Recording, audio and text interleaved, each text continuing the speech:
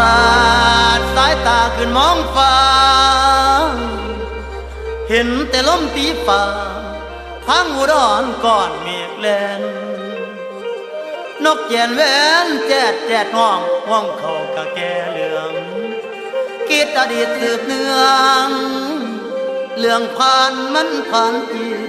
หัวใจเอ้ยบ่อยากเก็บมาคิดแต่ว่าลืมบ่มีใดจากกันไปงานดองแล้วยังมีแววให้ได้ข่าวว่าผัวไปมักสาวป้าน้องเป็นแม่ห้างวางน้องให้นั่งเหงาผู้บ่นอชายหนึ่งคิดนอดเจ้านั่งเจ้าคอยหาฝากน้ำตากับสายฝนนั่งทุรนทุรายเอา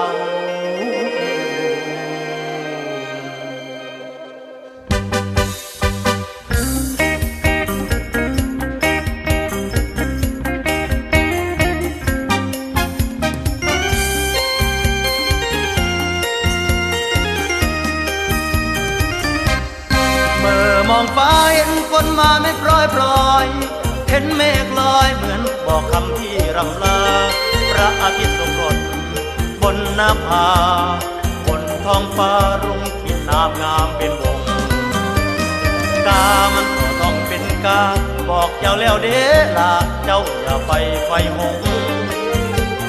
เจ้าคงนอนเสียใจป่านนี้ร้องไห้ที่รักเจ้าไม่มั่นคงเบื่อแล้วตบตีทำไมถ้าไม่พอใจน่าจะคืนจะส่งอีกาส่งมันคืนป่าดงไม่น่าจะลงไม้มือตบตีคืนมาพี่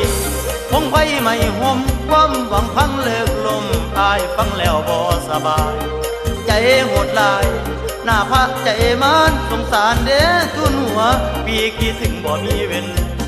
เด่นเขาทิมเขาตั้งน้องกะยาอายฮักเจ้าต่อป้าเป็นห่างพี่ก็เอาคอยท่าเจ้าอยู่เทียงเก่าไปนะยังคอยการขึ้นหาหน้าวันมือยกมือสิติวอนวันจุดธูปอธิษฐานให้คุณพระคุ้มภัยป่านนี้สุดที่รักเมื่ออกหักเจ้าจะนอนร้องไห้นอนโสมสูบหอมตรอมใจดอนไพรเที่ยงน้อยคอยนานหน้าหนาวจะเข้ามาเยือนเสียงฟ้าร้องเตือนว่าฝนจะสางคิดพรางน้ำตาไหลพรางเหมือนฟ้าช่างรำครวญอำลาเลี้ยวเห็นฟ้าไหลโหมลงลุ่มนุ่มหน้าได้นั่งกุมอยู่เที่ยงน้อยนั่งคอยฝนหยาดย่อยเอื่นสั่งวังป่าบัดลมหนาวมา